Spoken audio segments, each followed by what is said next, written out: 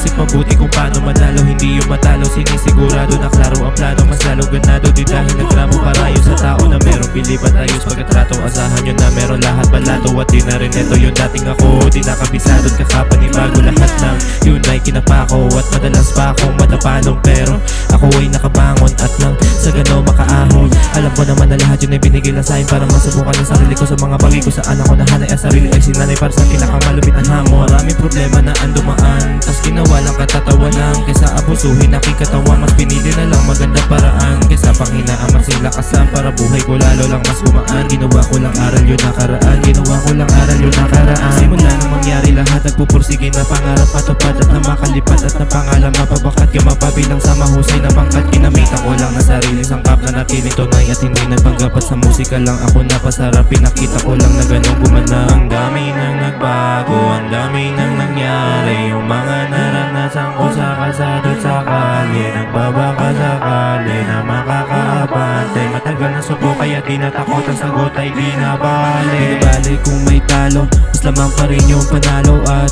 gugustuhin ko pa rin maranasan lahat para ako'y mas lalong ganado. Sa una kabado, takot pa matalo, may kasabihan palang bago manalo. Dadaan ka muna sa mga proseso ng pagkabigo at di pagkakasentro.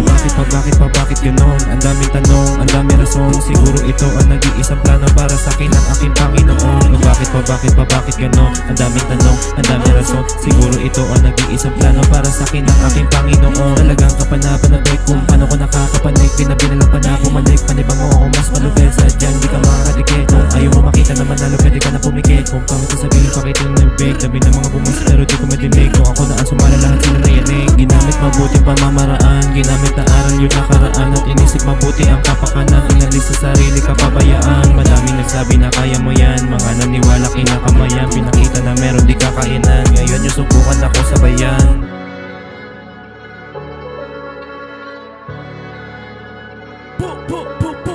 Ang dami nang nagbago, ang dami nang nangyari. Yung mga naranasan ko sa kalsada at sa kalye, nagbabaka sa